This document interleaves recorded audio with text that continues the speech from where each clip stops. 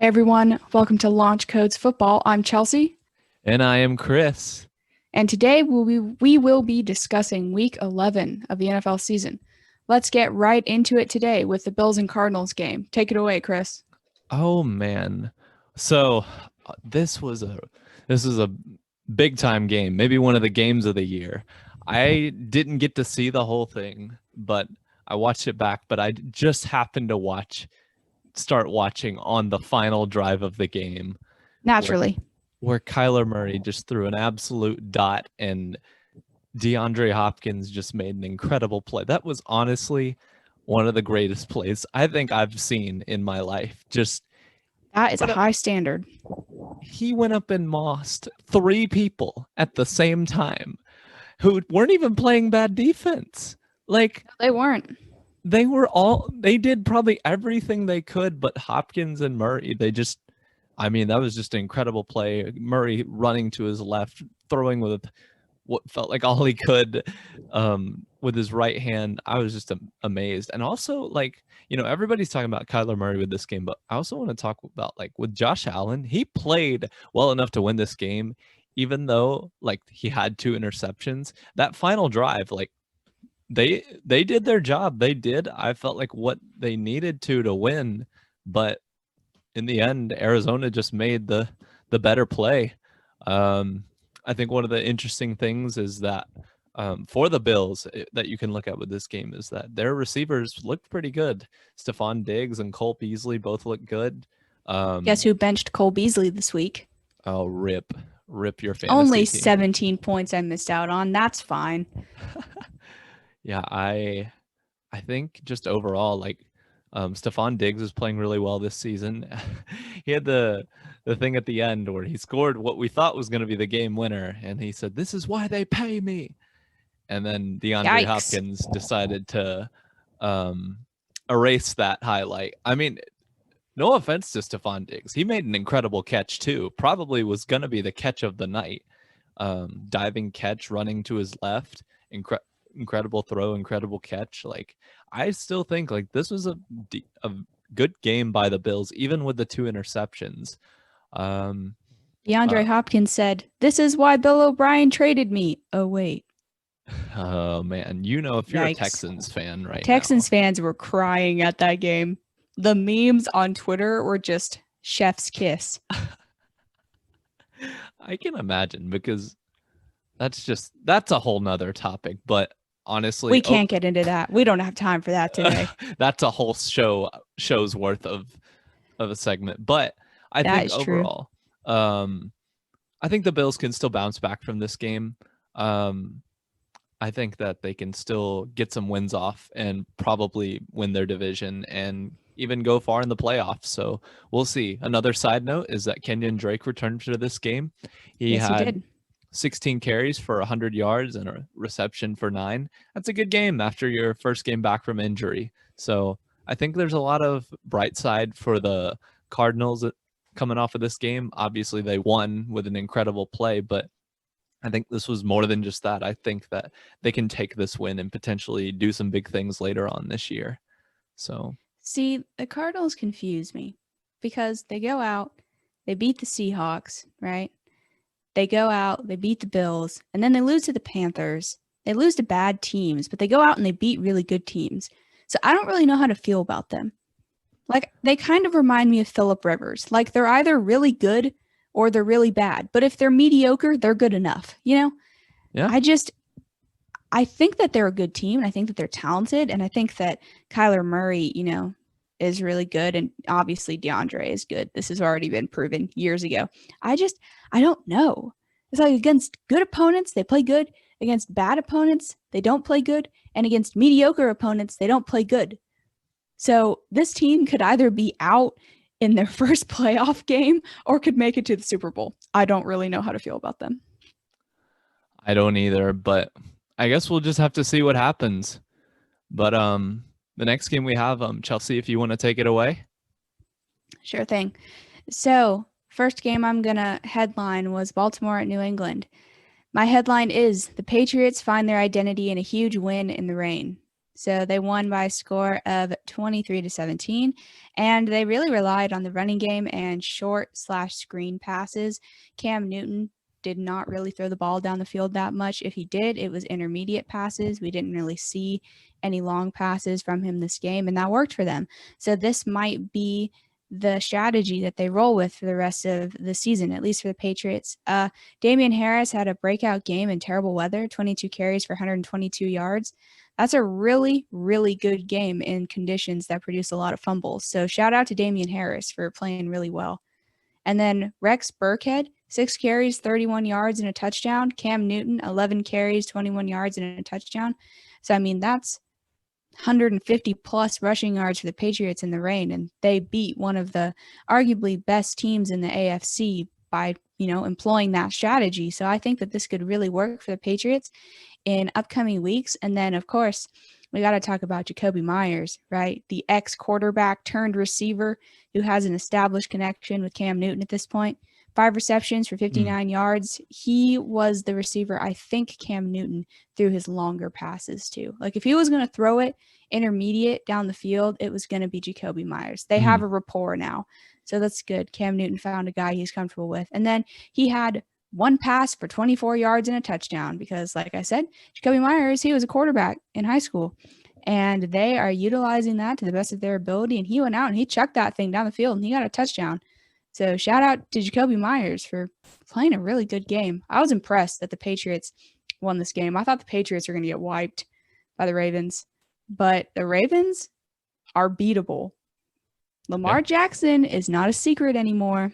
Lamar Jackson, teams in the NFL, they have Lamar Jackson's number now. If you can keep Lamar Jackson from running outside the pocket and towards the edges of the field, you can beat the Ravens. Not that Lamar Jackson isn't a bad passer. He's obviously proven otherwise. He is a good passer. But how much better is he when he can also run, right? So you put it all on his shoulders to pass, and he has proven in big games that he inevitably makes mistakes. So the Ravens, I wouldn't call them juggernauts anymore. Their defense has been Lamar Jackson, if you shut down the run game, especially with Ingram and Dobbins, who didn't really do anything, And then the passing game, and their receivers have not been good this year at all. Like, I have Marquise Brown on my fantasy team. Literally, I think the most points he's gotten this year was like 8. And he's supposed to be their wide receiver 1. Willie Snead had 2 touchdowns, so he had a good game, but he can't carry them to a Super Bowl. Willie Snead's not going to carry the Ravens to a Super Bowl. It's going to be Lamar Jackson. And I don't know. Beginning of the season, last season, the Ravens looked like they could play with anyone. And I think they still can, and they look like they could beat anyone, but I don't know if they could go into Pittsburgh and beat the Steelers. I don't know if they could go into Seattle and beat the Seahawks. I don't know if they could do that. So it'd be interesting to see the progression of them the rest of the year because I think they've been exposed. So we will see. It would not surprise me if they didn't even make it to the AFC Championship game. Yeah, I agree. I think that, I personally picked New England to have a bounce back game. I thought after beating the Jets that they could beat the Ravens. I think the Ravens are a good team, but I think they are definitely beatable. As we've seen through the past couple of games, even Indianapolis putting up a decent game against them. And, they did lose to the Steelers, which in fairness wasn't a terrible loss, but I think a lot of people felt like the way that Jackson was playing in that game, like he had a very rough game against the Steelers. And now understandably this game, it was pouring rain. Personally, it was terrible. It was so bad you could barely see the game on TV. It was bad. And so I think that, but I don't really count that as much of an excuse for either of these two teams because both of them have to deal with the weather conditions. And I think Baltimore the Ravens plays in the snow all the time. And also, like, the Ravens are in a lot of ways a running team, not all the time. I think they can pass the ball, but I think a lot of their offense comes from running, and so does New England. So I don't really count the rain as much of an excuse. I think there were a couple bad snaps that really cost Baltimore a lot. For sure. Their center was struggling. Yeah, which it's understandable. It's pouring rain, but also, like I said, I think that both teams had to deal with it. So it wasn't really advantage either way for either of these teams, because while Cam, I think, has thrown the ball decently well this year, they're not really a passing team, New England. So, yeah, I think Baltimore, though, you're right. They're definitely beatable, and who knows? Maybe they're still feeling it from the loss from last year to Tennessee. Like maybe they're just in such a mode that they want to make up for it. That who knows? But we'll have to see as the season goes on what happens with them. That's definitely true. And I mean, Cam Newton, he needed a game in which he could close out a game. And he got it against Baltimore, who a lot of people picked to make to the Super Bowl before the season started. So Cam Newton, he's not done, but he's not the same either. He's definitely not the same as he was in 2015, but I do still think that he's good enough to command an offense, and I do think that he can take a team to a Super Bowl. If he had a better team around them, I think that they could make it deep into the playoffs. But I mean, half their team opted out, so I don't think that they'll make it. But he is down but not out. He's not the same, but he's not done. So don't count Cam Newton out. He is still trying his best to win games. And I mean, he beat Baltimore at home, so he's definitely not done yet. I agree. So the next game that I would like to cover here is the Vikings at Chicago. So this was an interesting Chi-town game. Bears, in my opinion, really needed to win this one. They have now lost 5 in a row. They went from 5-0 to losing 5 in a row. And I mean, now, I just think with this game, it still shows yet again their problems on offense. They got a few things going for them on special teams and a few nice passes from Nick Foles at some points in the game, but overall, and Allen Robinson. Yeah, he's nice. And yeah, it seems like Allen Robinson is the one who can catch on the team. But I just look at the Bears and I just don't know if they're a playoff team. I have trouble believing that right now. They have a bye week this week, so maybe they'll have some time to, get healed up and get refocused. But I will give this credit to Minnesota because I mean they played well. They've been winning the past couple of games. Even today, or in last night's game, Dalvin Cook had 30 carries for 96 yards. It's not like, I mean, he had a good game, but it wasn't like he was blowing up like against Green Bay or others. So the Bears defense was able to do a good job on them and kept the game close. The game was within one score, but I think overall, it's not completely Nick Foles' fault. I don't believe that, but there is something that's just bothering their offense. I'd love to look into their film and just see what's going on. Like, what's the problem here? I mean, Matt Nagy not too long ago was coach of the year, and now it feels like every Chicago fan wants him fired. It's like, how does that change in 2 years? What happened? And I would really like to see what's going to happen with them in the future. Are they going to be able to correct their offense? Are the Bears just cursed on offense and will just never be good on offense? I don't know, but props to Minnesota. They played a good game. Kirk Cousins completed 25 of 36 passes, 2 TDs, 1 interception, and I mean, he looked good again, especially against that Bears defense. That's a good game in my opinion.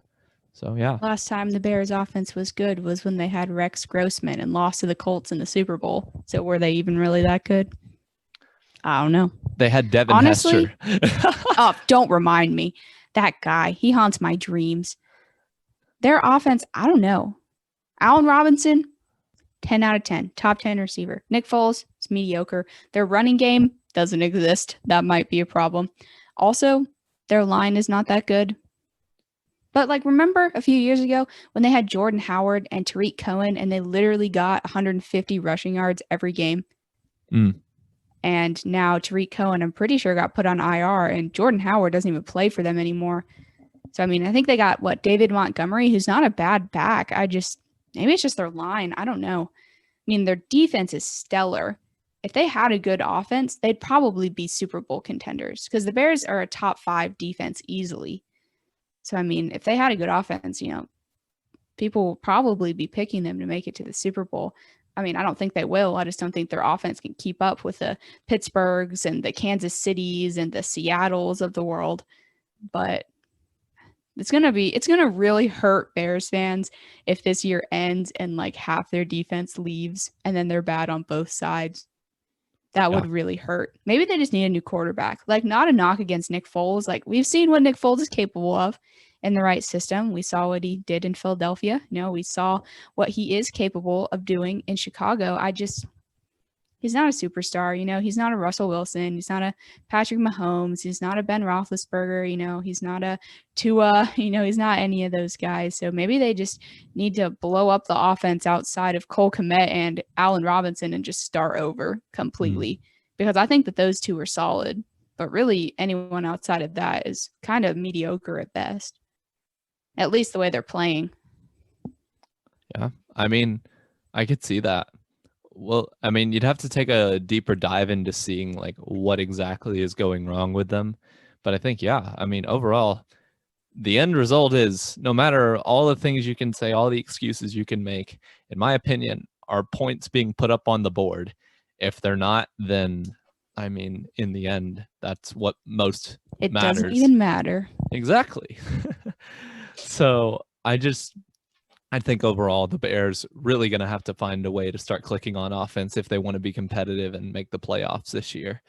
But they have a bye week, so at least they'll have some time to rest up. Hopefully Nick Foles gets better after that bad injury. But apparently, even though he was carted off, apparently it was told that it's not quite as bad as it looked. So that's a good thing. That's good. Note. But yeah, our next game we got here, Chelsea, take it away. All right, so the next game I'm going to be going over is probably not one you guys would expect me to go over, but I'm going to go over Denver and Las Vegas. So you're thinking to yourselves, Denver and Las Vegas, who wants to talk about the Broncos and the Raiders? I do. I want to talk about them. Fair enough. Talk about them we will. So the Raiders are a playoff caliber, legit team. They are 6-3.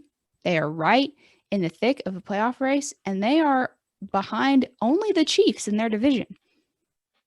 They're better than the Chargers. They're better than everyone else that's in that general area. My headline I wrote is the playoffs are legit, and Drew Lock is not. So sorry, people who thought Drew Lock would win MVP in the preseason. But Las Vegas took on Denver at home, went and got a victory, 37-12. Yes, the Raiders dropped 37 points. The Raiders usually drop like 13 points, so this is shocking to me. Derek Carr, he played decent. He didn't have a stellar game. I mean, he was 16-25 for 154 yards. Didn't have any touchdowns, didn't have any interceptions. Didn't score a touchdown, but didn't make any major mistakes, so he didn't hurt his team too badly. But the big story is the two-headed running monster of Josh Jacobs and Booker. It's just astonishing. Josh Jacobs had 21 carries for 112 yards and 2 touchdowns. Booker had 16 carries for 81 yards and 2 touchdowns. That is a big reason as to why Las Vegas is going and putting up 30-plus points in this game. I mean, they had 200 rushing yards and 4 touchdowns between 2 guys. That's pretty crazy. I mean, when they picked up Booker from, I think it was the Broncos, I don't think anyone thought that Booker would have any kind of role with the Raiders because Josh Jacobs was just so good, right? You just didn't think. But I mean, this 1-2 punch of Jacobs and Booker might very well be the best 1-2 punch of running backs in the whole league. Like, they were very, very good, especially in this game. Looking at Drew Lock is just plain bad. 23-47, 257 yards, 1 touchdown, 4 picks, 2 sacks, a 27.9 QBR, and a 37.3 rating. Yikes. That is pretty bad. And everyone was like, oh, Drew Lock, he's playing badly because he's injured. And, he was out a few games and now he's healthy and I'm happy. But he's healthy and he went out and threw 4 interceptions and didn't even have a 50% completion ratio. I'm sorry. I don't think he's good. I don't think he's the Broncos' answer. I think he had the opportunity to be. I mean, he got every opportunity in the world, but I mean, you're playing the Raiders. It's not like the Raiders are known for having a good defense. You go out and throw 4 interceptions. I mean, come on, man. Raiders defense gets 5 turnovers, 4 lock picks. Jeff Heath had 2, Carl Nassib had 1, and this guy's last name is very hard. And I'm so sorry if you hear this podcast and I butcher it, but his name is Nick Kowalski, I think, and he had 1 interception too. And then the Broncos wide receiver Deshaun had a fumble on a pass play. So I mean, you really couldn't play any worse football than Denver played against Las Vegas. And I mean, when people think of playoff caliber teams, people don't think of Las Vegas. You know, they think of the Steelers, the Ravens, the Chiefs, the Titans, you know, all of those teams. No one is really talking about Las Vegas. They're kind of like the Colts right now. No one's really talking about the Colts. No one's talking about the Raiders, even less than the people who are talking about the Colts. I don't even know if people know this game happened, but they absolutely went out and destroyed Denver. It was bad. And personally, I was very impressed, especially with the running backs. I mean, they just went off. And, you know, Denver, they have some good pieces. You know, they have Jerry Jeudy, went out and drafted him. He had 60-ish yards in this game, so he had a good game, you know. They have Drew Lock, who's supposed to be at least halfway decent. I don't know if people are going to think that after this game, throwing 4 interceptions. I mean, his QBR was 27.9.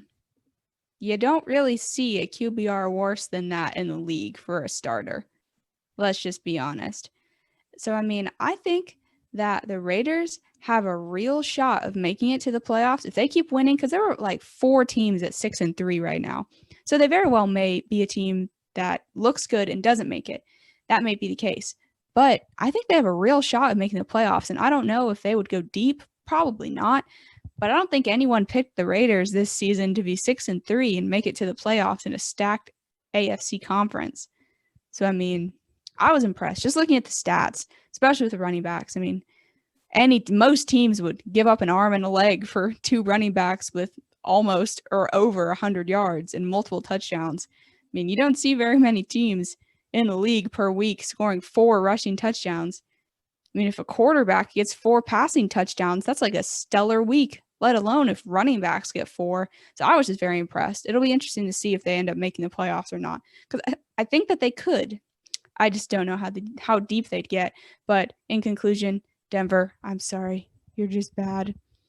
I don't think Drew Lock is the answer. Keep Jerry Jeudy and start over on offense, because it's looking rough right now. You just got blown out by the Raiders, who are led by John Gruden. So take that as you will. Honestly, Denver, it seems like it's just a rough situation over there. I think Drew Lock, I mean, 4 INTs and 2 sacks, like that's just not going to cut it. And I imagine he's telling himself that he knows that it's not acceptable. I'd like to see how the season ends for him. And because if he plays really well at the end of the year, the question for Denver is he worth keeping? I know he's a rookie in his 2nd year. Yeah, he's only been in the league a few years. I think last year was his first season. Yeah. And so I know we can't expect rookies to be good immediately, but this is not a great start and not a great sign. So we'll just have to see. I mean, on one hand, though, the Raiders getting 5 turnovers, that's a huge deal for them. So, you know, props to them for getting that. And we'll see where that defense can take them. They play the Chiefs this weekend. Yep. In prime time. So that'll be an interesting game. I still think the Chiefs are going to probably win the division by like 2 or 3 wins at least. I agree. But the Raiders have beaten the Chiefs once this year. So yep. And I mean, honestly, you got to wonder, crowds aren't as packed into NFL games as they were. Is home field advantage as big of a deal as it once was? Who knows? Maybe we'll see some more upset wins at home for different teams or wherever they play. So I think overall, though, we look at this game and, yeah, I mean, 5 turnovers for a team is not acceptable. And John Elway, the Denver Broncos, really got to be thinking about the future here and what he wants to do with this team, because right now it's not working. And I know they're still rebuilding, but this is not a great sign of your rebuild. So we'll have to see what the future holds. Let's just take a moment and acknowledge the fact that there were multiple people in the preseason who picked Drew Lock to win MVP. Drew Lock. I get he had crazy. a second half, a good last few games of his rookie season, and I get that he balled out. But there were like actual NFL commentators and ex-NFL players who picked him to win MVP with like 4 games of experience. Did anyone honestly believe them? Because I didn't. Like, I thought he was good. I don't think he's as good now, but I think we can definitely say that he's not going to win MVP if we're going to definitively say anything. We love bold takes, don't we? This is why I love the Twitter account Freezing Cold Takes, because it just makes for some great, it makes me laugh, honestly. It makes me smile. So speaking of bold takes, oh man, I think it's time for our guest contributor segment. All right, here we go. I'm sure you have seen what my person told me to write down. So here's what we got this week, folks. Today, our segment and our statement, our bold hot take is DeAndre Hopkins is unarguably the best receiver in the NFL. In comparison to everyone else, he's got it unarguably. His stats this year, 861 yards, 4 touchdowns, and 95.7 yards per game. My contact argued that some of the reasons outside of his stats that he is the best is because he has the best hands. He makes pretty much everything that's thrown at him. He's the most clutch, as seen on Sunday, and the most reliable. He can always be counted on to come up in a big moment or a small moment. Now, I know people are going to see that and they're going to go, no way is Hopkins the best receiver in the NFL. Davante Adams is. And Davante Adams is very good. You know, he's got 741 yards, 9 touchdowns, and 105.86 yards per game. People will go, no, he's not the best. Julio Jones is the best. He's got 638 yards, 3 touchdowns, and a 91.14 yard per game percentage. Some people will even go as far and say, no, none of those guys are the best. Obviously, the best is DK Metcalf, who has 816 yards, 8 touchdowns, and 90.67 yards per game. Now, looking at all of those things, I personally am looking at Metcalf and Adams. They both have more touchdowns. And Metcalf almost has as many yards as Hopkins.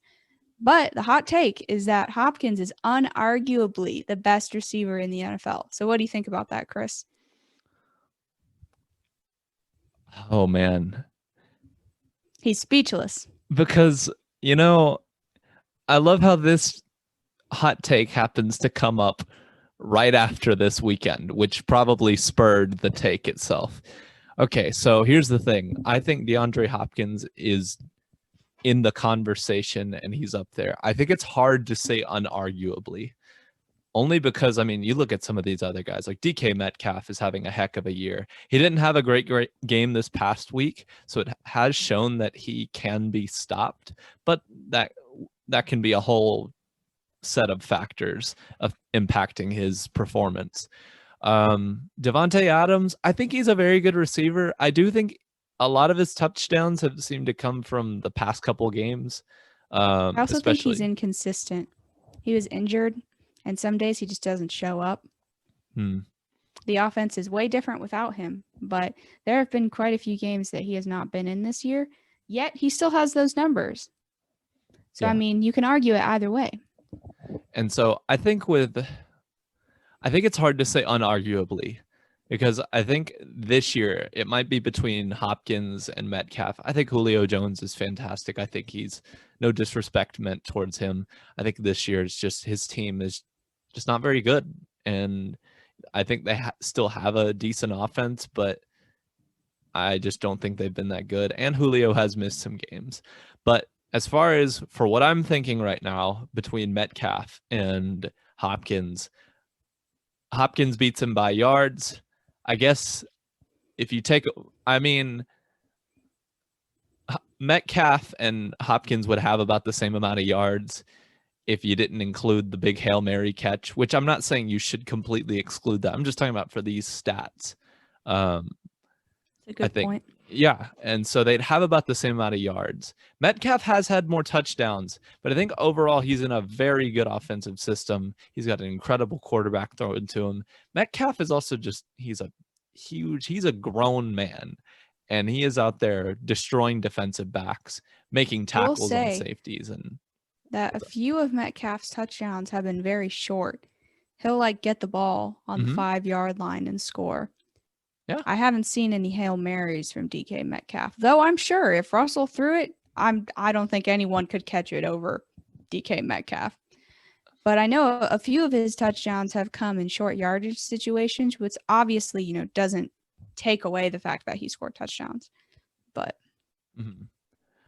I think though that I think Seattle uses DK. I don't know. This one's a tough one. I don't think it's unarguably the case. I don't think he's unarguably the best receiver. But I think, there's a lot of people that say, well, what more proof do you need than Sunday? One of the clutchest catches you'll ever see. Hail Mary, mossed 3 people. I literally started the show praising his catch because, that was incredible. That's one of the most incredible plays I've ever seen. That was Aaron Rodgers-esque. Exactly. And so on one hand, I can really see Hopkins has been clutch. Honestly, the Cardinals needed to win that game, and he stepped up and made the big catch and didn't even bobble. Once it was in his hands, that was it. Exactly. It was over. It wasn't even questionable if he caught it or not. He made that thing clean. DK, I think he's overall, he's been good. He has had a couple games where he hasn't looked the best. Like last week and a couple weeks ago, he's had some off games. That doesn't automatically discount him. So I can honestly see the argument for both. I don't agree it's unarguable, though. Yeah, I think I'm in the same boat as you. I think that it's between Hopkins and Metcalf. And I want to give Adams more credit because he is doing big things. But I don't know.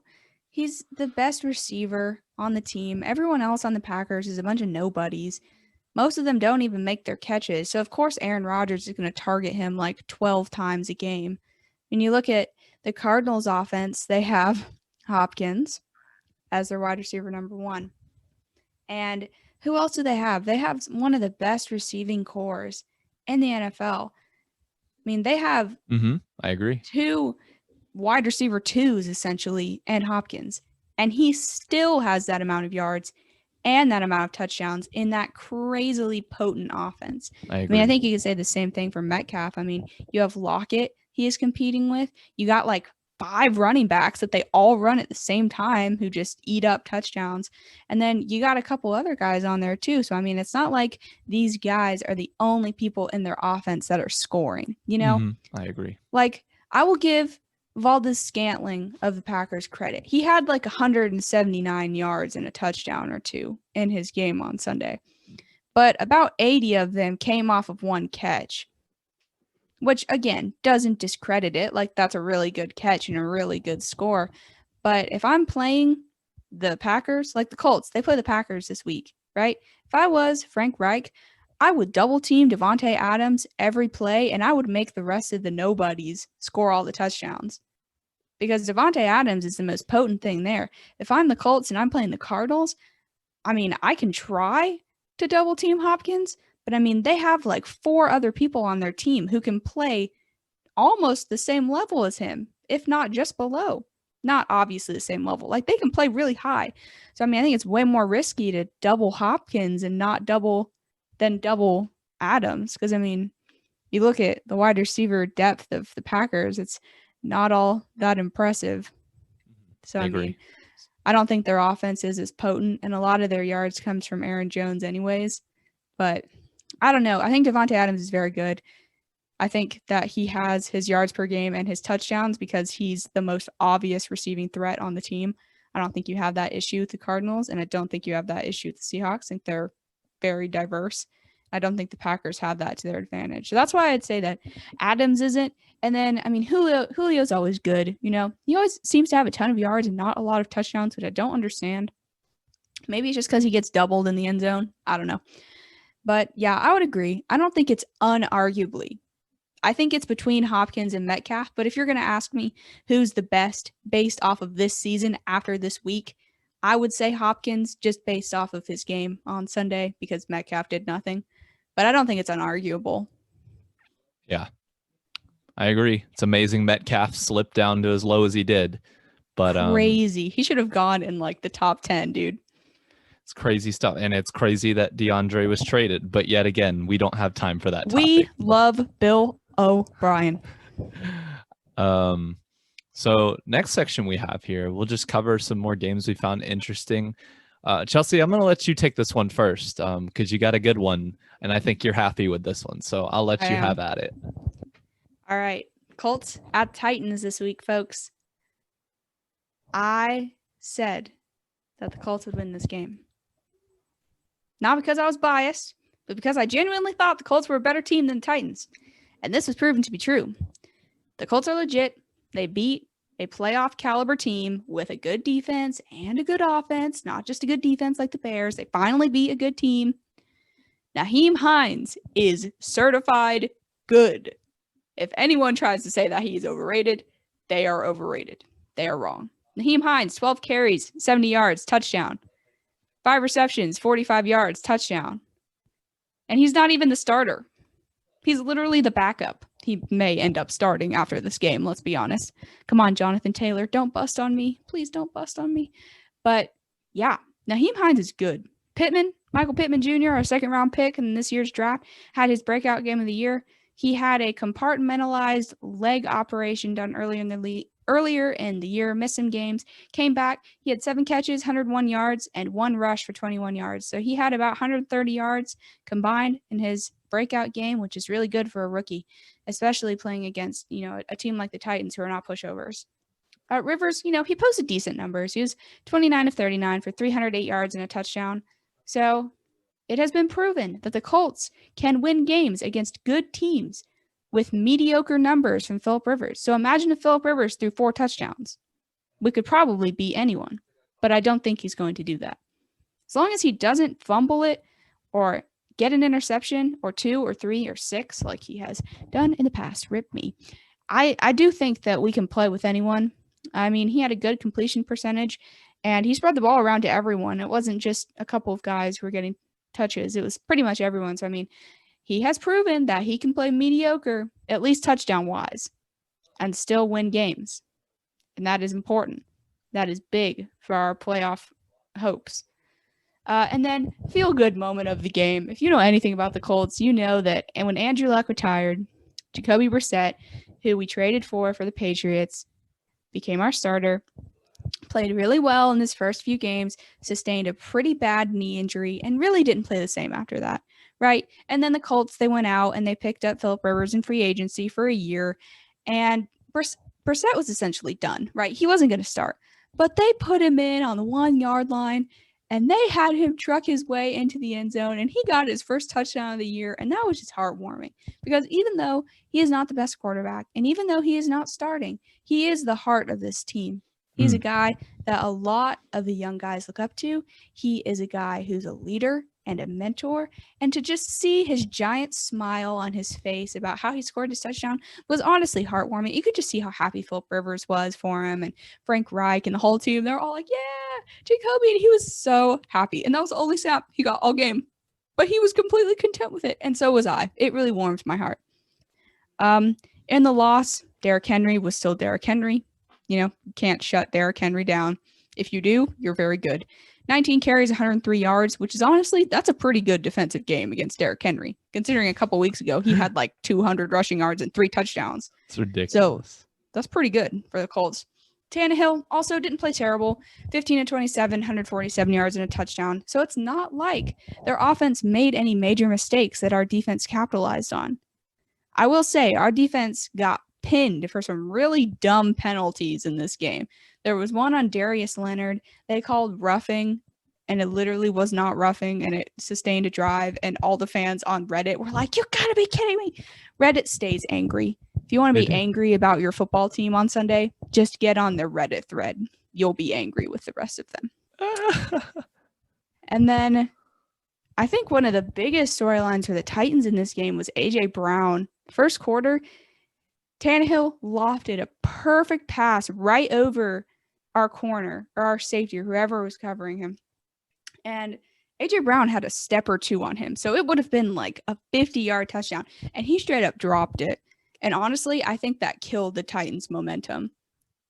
I don't think it killed all their momentum, but you could just tell he was beating up on himself that whole game because of that catch. And then he dropped another one. He dropped another catch, and then he dropped another one, which if you know anything about A.J. Brown, that is not very A.J. Brown-esque. Normally he's the kind of guy to go up and moss people and make contested catches. And the fact that he dropped 3 balls, that was very atypical for him. So the Colts caught a break there, because that definitely would have been a touchdown if he had scored that. But I watched that. I was like, how did he drop that? Normally, if he goes off, he has 180 yards a game, 2 touchdowns. Like, he's very good, but I was surprised at that. But I don't think that storyline was bigger than the Titans special team woes. That was terrible. That should have hurt all NFL teams. And honestly, I'm sure Pat McAfee had something to say about it, and I still haven't checked. So I definitely need to go see what he said about that game. Definitely. But he had to have something.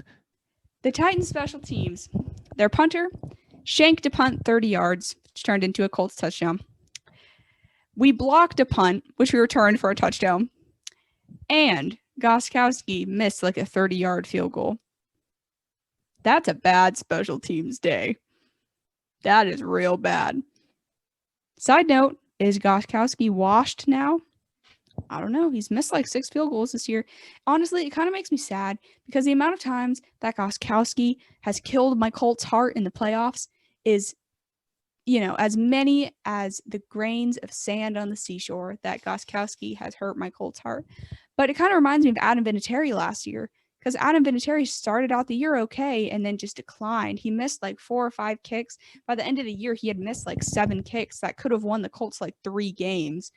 So I'm wondering if Gostkowski's kind of taking the same route now, which is sad because he was really good. I mean, he was the second best kicker behind Vinatieri, in my opinion. So, I mean, the fact that he's not playing like we've seen him play for literally the last 20 years on the Patriots is kind of sad. Like, I don't like seeing players decline just out of nowhere. Even if they're on a team I don't like. I'd rather not see them do that. But the fact that he did would not surprise me if he got let go before the season ended, especially if he misses more kicks.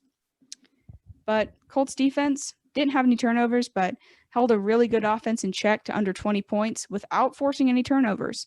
The fact that the Colts held the Titans to under 20 without any turnovers is very important because, again, it proves that the Colts have the ability to beat good teams without those teams making offensive mistakes. So that's very important for our playoff run.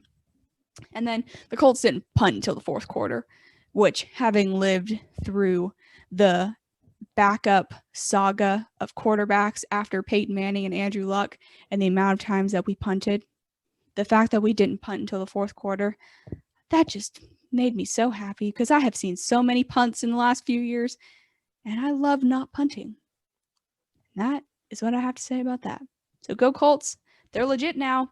And if you don't think so, which I know a couple of people who don't think they're legit still, and I'm just like, how do you think this?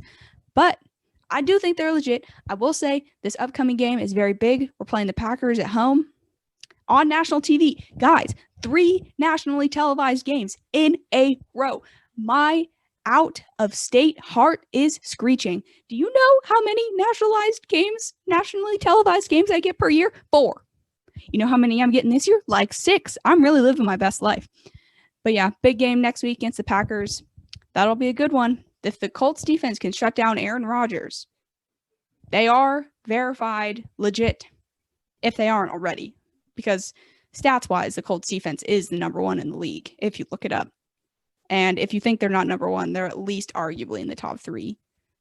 But it's going to be up to the offense. on Sunday, I think. And the Packers defense they don't have a good defense. So they're very beatable. But if Aaron Rodgers goes off for like 4 touchdowns, we're obviously not going to win. So that'll be interesting, but it was a very good and promising game for the Colts. No turnovers. Phillip Rivers played Defense didn't get any turnovers, still played good.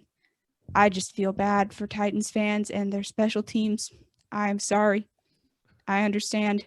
If anyone knows what I'm talking about, just look up the worst special teams play in NFL history.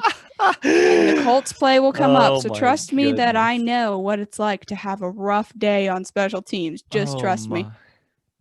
One of the greatest things I think I've ever seen. One of the worst things I think I've ever seen. Do you know how much flack I put up for the next week because of that play, for being the one Colts fan people knew? Everyone came to me. They were like, "Ha, you suck." I was like, "Thank you." They're just like, "What was that?" You're like, "I'm not the coach. I don't know." What was that? I'm just like, I don't know, but I hope I never see it again. That's what I think it was. Oh, man. Oh, what? Well, I do believe you. I think the Colts are legit if they can hold Rodgers down to not a fantastic game of 4 touchdowns and can stay within, one score. I think they could potentially win the game. So it'll be a good one for sure. Yeah. So the game I wanted to talk about briefly was the 49ers at Saints. This one, I mean, not really I don't think the game itself was that great, but more the stories coming out of this game are really interesting to me. So the Saints won. They won by 14. And so, but you look at this game, the big story out of this is the Saints lost Drew Brees to injury, not for the year, but he suffered multiple rib fractures and a collapsed lung. Collapsed lung? Goodness gracious, that is rough. I found a source that talked about when his potential return would be. It says, source on Breeze says the most optimistic recovery time would be 2 to 3 weeks. Emphasis on optimistic. Will depend on healing time, which varies by patient, and when they're convinced he can take a hit without risk of serious re-injury. Do forgive me, I forget exactly where this came from, but if you look it up, it'll be right there. And that's basically the best we've got here. So 2 to 3 weeks is the most optimistic injury return time for Drew Brees. That's rough. I think for the Saints, here's the thing. Some people might say, oh, they don't have Drew Brees, it might be over. I do not believe that, because I think the Saints defense is good enough to win games without a great offense. They're a tough and good defense. You saw what they did to Tampa. They dismantled them, not once, but twice. And both times on national TV, one on the big Sunday night football game, holding them to just 3 points. I think the Saints defense is legit. I think that they can win games without, they don't need a Kansas City offense to win a game. They can hold teams to low scores, and they're very good at running the ball. Latavius Murray and Alvin Kamara, both 2 good running backs. I remember Kamara is the big guy that everyone talks about, and in fairness, he's legit. He's one of the best running backs in the league. He had 2 touchdowns yesterday. He can carry an offense if needed. But Latavius Murray, people forget, when Kamara went out not too long ago, a couple years ago, Latavius Murray came in and played well. So I don't think that it'll be a long-term solution. I think eventually they will need Brees back. But I do think, though, they can still win games by defense and running the ball and passing every once in a while when they need to a Michael Thomas or Jared Cook. I think they can still win their games this way. I think that if you want to look at this game specifically, though, somewhere they've got to clean up. Now, both of the special teams looked rough in this game. For both teams, they looked bad. There were fumbles, turnovers, all this stuff. But I think the Saints will have to clean that stuff up, because if they're going to win these games, they got to be sharp. You can't. Special teams, I feel as if gets very much overlooked on how important a good special teams is, because if you have, as I was talking about, yeah, I'm not meaning to hit on this a lot, but it does seem like this game just had a lot of fumbles and stuff, and Saints are going to have to get that cleaned up if they want to win the go far in the playoffs. And who knows how long they'll be without Brees. we don't know exactly what that's going to look like. So I think overall they can still win. We don't know who the quarterback's going to be. I think Sean Payton is going to announce that. Jameis Winston. If they start Taysom Hill, the NFL will explode. Just saying. I think Jameis, you know what I could honestly see them doing? I don't know if they'll do it, but I could see a little bit of a dual quarterback tandem between Winston and Hill. I don't think Hill is the best passer. I think overall Jameis is a better passer. I think Hill can pass when he needs to, but I think you could honestly see Jameis and Hill doing just a lot of different things. Maybe Hill can be your goal line quarterback, your guy that you want, in the red zone so you can potentially sneak or make people think that you're going to run the ball, different things like that. While Jameis can be your between the 20s guy. The Saints could implement an offense like that, so we'll see. I mean, I know to some people, they think that that's how to desync your offense 101. I don't really think that would do that. I think if they can practice and run the plays well enough, they could pull off something like that.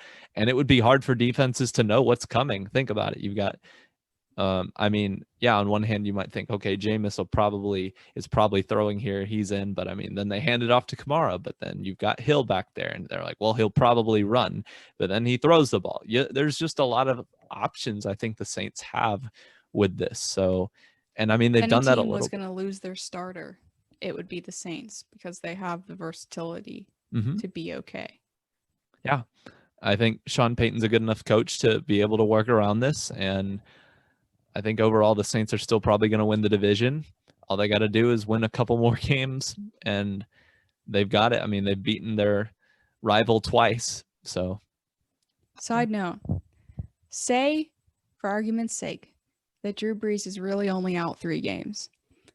The Saints' next 3 games are against the Falcons, at the Broncos, and at the Falcons. Those 3 teams are beatable without Drew Brees. Even the game after that, they're at the Eagles, beatable. Now, the game after that, they're playing the Chiefs at home. If he's not back by then, they're probably done for in that game. And then they play the Vikings and the Panthers. But for argument's sake, you could reasonably say that if Drew Brees is out 4 weeks, that they could go 4-0. Because they're not really playing anyone good. I talked about the Broncos earlier. They're not good. We already know the Falcons are really good at blowing leads. And the Eagles are the Eagles. Sorry, Kyle. Yeah. I think those are very winnable games for the Saints. So I think you're right about that. You could see them go on a run.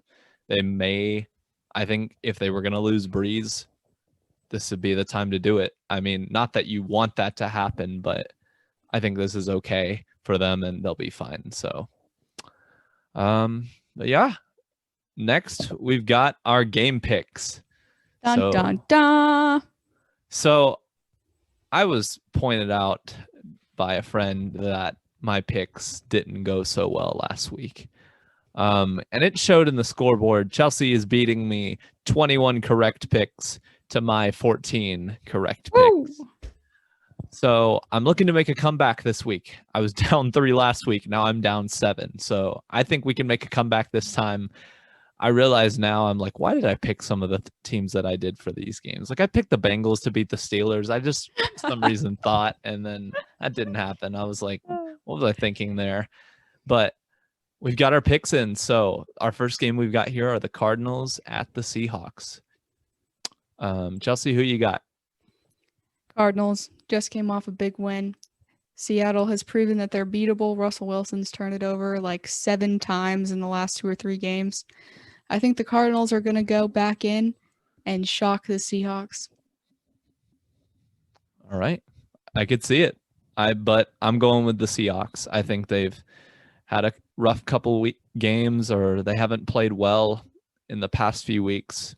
So I'm going to go with them. I think they'll bounce back this game. I think Russ is going to get cooking again. And I think DK will have a bounce back game.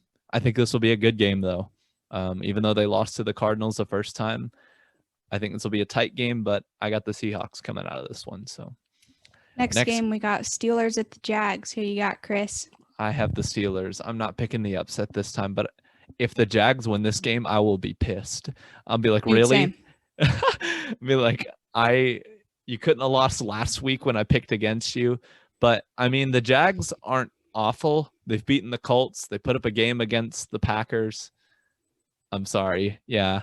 But I think the Jags might surprise people and make this close. And the Steelers have played down to their competition before. Look at the Cowboys game. I mean, they didn't. You know, a lot of people expected that to be a blowout, but it was that game was one play away from being an all-time upset. So, yeah, but I got the Steelers. This week, I'm going with the Steelers.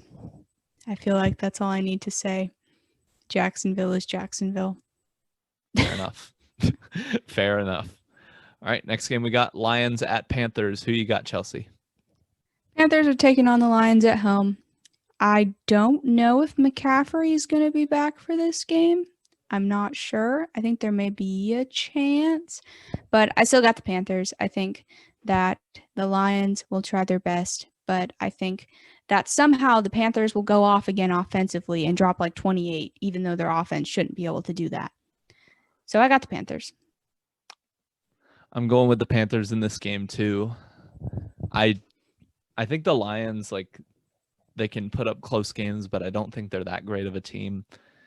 I'm not sure about Teddy Bridgewater's health though.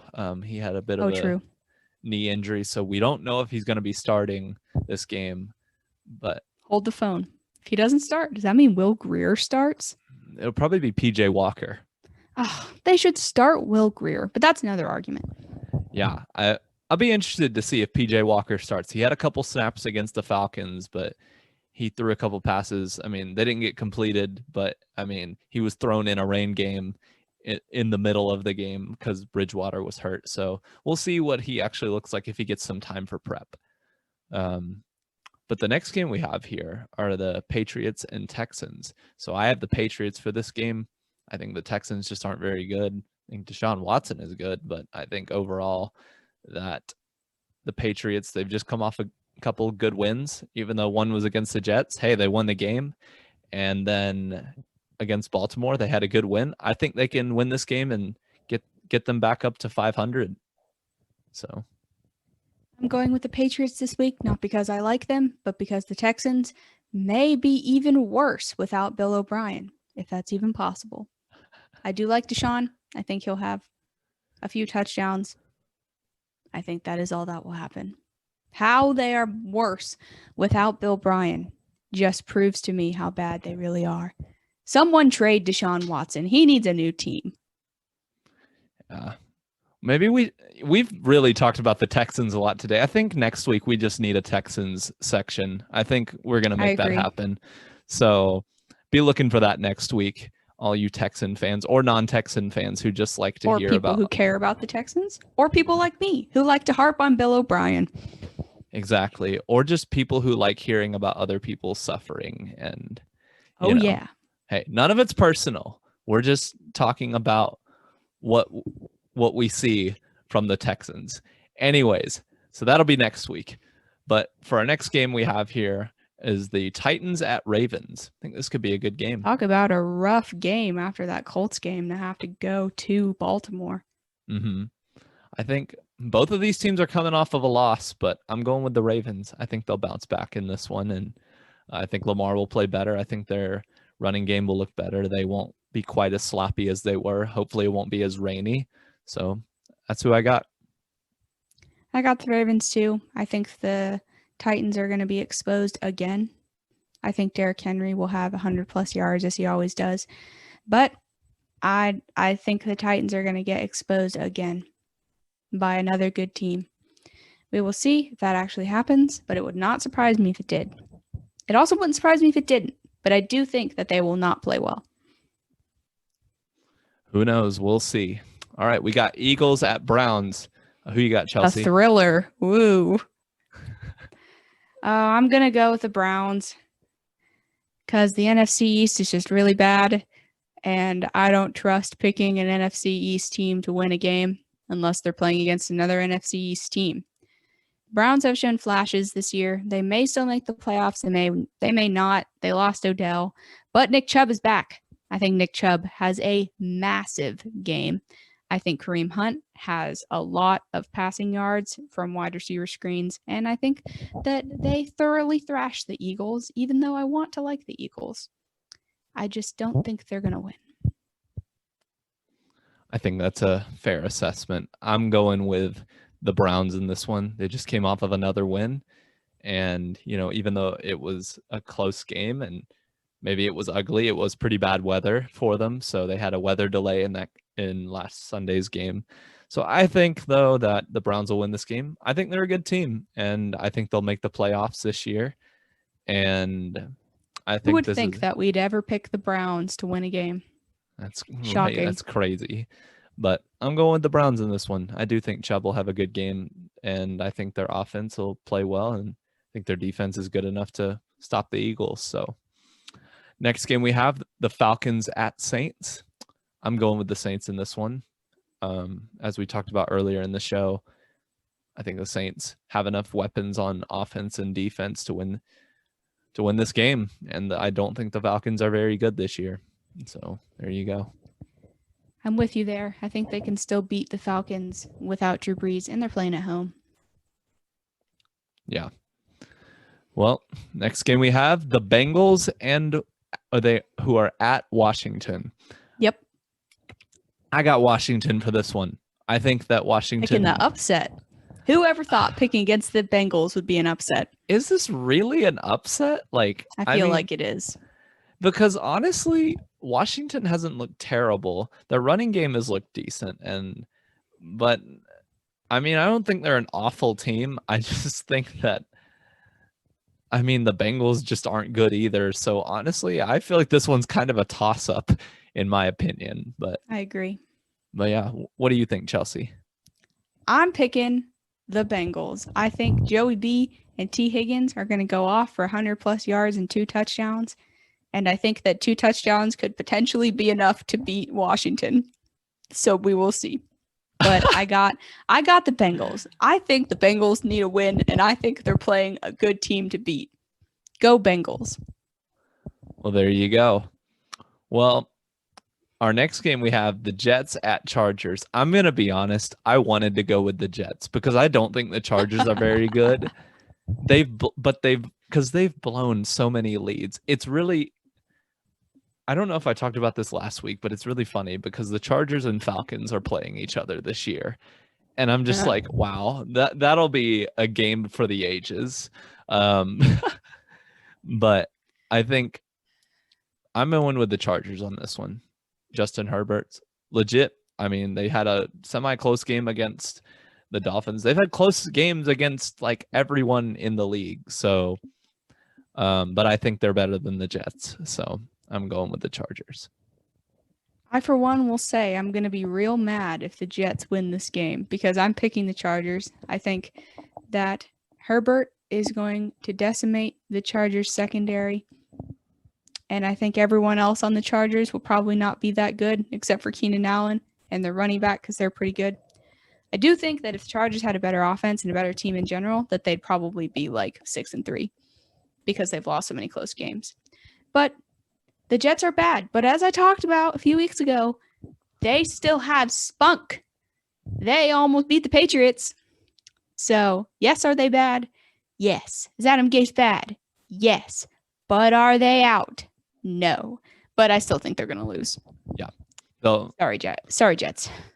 Yeah, this will be an interesting one to say the least. So, next game we have the Dolphins at Broncos. I'm going with the Dolphins. Broncos had a rough game last week. 5 turnovers, just looked bad. Dolphins have been looking good, so I'm going with them. Yeah, I'm going with the Dolphins. I think that Tua has a really good game. That's all I have. I think they only need Tua to win. I think that's fair. Next, we have Cowboys at Vikings. I think this is a 4:00 game, which I think is kind of Of course funny. It is. It means it'll be nationally televised because these are exactly the games the people want to see on national TV. Yeah, we love the Vikings. So, no, it's Cowboys. They're going to get on TV. Mostly referring to the NFC East. Yeah. Not the Vikings. I agree. Like the like the Cowboys and Eagles getting a Sunday night game when who planned this?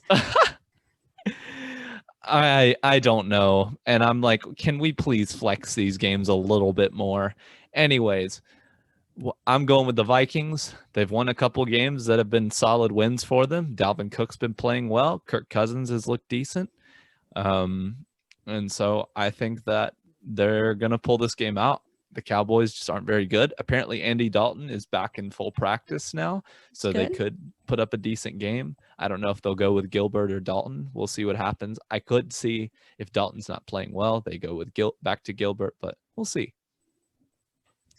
This week, I am also going to Vikings. I think that Dalvin Cook is going to run all over Jerry Jones and his team for many, many yards. Start him this week. Well, there you go. There. And so the next game we got here, the Packers at Colts. So I'm going with the Colts. I picked them. I hope you're happy, Chelsea. Finally, someone. They just had a good win. And I think the Packers, they struggled a little bit against the Jags. I think I know they're Jags still going to be the favorite. Beat them. Yeah. So, I mean, we'll see what happens. I know it's football. Things happen every Sunday. It's something crazy happens. But I think the Colts are going to pull this one out. I think that they have a good enough defense to do it. And like I said, if they can keep the game within one score, I think that they can potentially win this game. So I'm going with them. As I told my dad earlier this week, if Jacksonville can barely lose to them by 4, the Colts should be able to beat them because Jacksonville is not that good. And all you people who are going to go in the comments and say, Jacksonville beat the Colts, I don't want to hear it. Don't try. I don't want to hear it. But I think that if the Colts play the way that they've been playing on defense, because big storyline for the Colts, we will possibly be getting Kamoko Toure back this week, who I know none of you know who that is. But we drafted him not too long ago, a couple of years, and he is very good. And he was on IR because he had a terribly bad ankle injury last season, and he hasn't played. But he's been working his way back, and he's very good. So I think if we get him, our pass rush could be all over the place, even though their line is pretty good with Bakhtari and everyone else they have on it. But I think we can get at least 1 sack because we got Buckner. So, I mean, he's pretty good. But if the Colts can play the way they've been playing on defense, and if Phillip Rivers doesn't go bad Phillip Rivers and turn the ball over, I think that we can win. I mean, double team Devontae Adams, stop Aaron Jones with Darius Leonard, and get Michael Pittman and T.Y. involved. And hopefully Jonathan Taylor has a breakout game because he really needs a big game because some people are starting to think he might bust. And I don't think that's the case. I think he got thrown in to the starting role as the Colts when he was supposed to do a 2-team running back system with Mack, and then Mack went out and they threw him in the starting role. And I don't think he was ready. But really need him to have a big game. So I can't give up hope on you, Jonathan. But yeah, so hopefully the Colts will pull out the win. I'm going to go with the Colts because we're playing at home. Not that that really means anything anymore. But we do have some fans that are allowed in the game. So I'm going with the Colts. But it would not surprise me if it was close. I don't think it'll be a blowout. Yeah. So it'll be a good game. I think it'll be an interesting one, and I think it'll be close. So next game we have the Chiefs at the Raiders. So I'm going with the Chiefs. I think even though the Raiders beat them once, I don't think that the Chiefs will let that happen again. I think they're just legit. So they just came off of a bye week. So in a lot of ways, they probably should win this game. They've had extra time to prepare. Most of the time, I heard this story that a lot of players tend to, on their bye weeks, go on vacation, go somewhere. They can't do that this year. So I think the Chiefs are going to win this one. I'm with you. I think the Chiefs are going to win, but I do think it will be close because the Raiders, they did go into Kansas City and beat them, and the Raiders are playing at home. Like I said, that doesn't mean too much this year because of COVID and all the regulations, but I think it'll be close. I think if the Raiders can have a 125-yard plus rushing day, that they could have a chance to go in and beat the Chiefs again. But I don't think they will. I think Patrick Mahomes knows how to take them this time. He'll probably have a couple of touchdowns, So I mean, I think that they'll go in and beat the Raiders, but I do not think it'll be a blowout. I don't think that the Raiders are pushovers. All right. I respect that. I think it could be close, and you are right. The Raiders have been playing well recently. Our last game we have here is the Rams at the Bucks. So I'm going with the Bucks on this one. They just pretty much beat the crap out of the Panthers in their last game. So I think they've picked things back up. And if they can continue to just get in sync, I really think if they can get that receiving core in sync and just get things going, and the running game too, if they can just get that offense clicking and consistent, I think they're going to win this game. They've lost 3 games, but 2 of them have been to the same team. You can say that's good or bad, however you want to look at it. Although something my dad pointed out earlier was that the Bucks haven't played that well in late night primetime games. So we'll see what happens on this one. I am also going with the Bucks this week, but I do think it'll be close. The Rams, they played decently this week, and I think that they are due for a really big win because people have kind of written them off because they haven't played that well. But I do think the Bucks will still win, but it would not surprise me at all if the Rams won. I think that it'll be close. Probably within 1 score to 10 points close. Not like 2 points, but within a score of 10 points. I think that it could be a close game if Goff comes out and performs. Yeah. We'll see what happens to the Rams. I think that, they just had a good win last week. And so, yeah, I could see them winning this game. But I think that's all we have for today. So thanks for listening, everyone. Tune back in next week for more content. In the meantime, follow us on Twitter at _LCF, all caps there, football. So LCF and then utball, I guess you can say, and then underscore. And then we have an Instagram and YouTube at Launch Codes Football. And so I'm Chris. And I'm Chelsea. And we'll see you next week. Bye.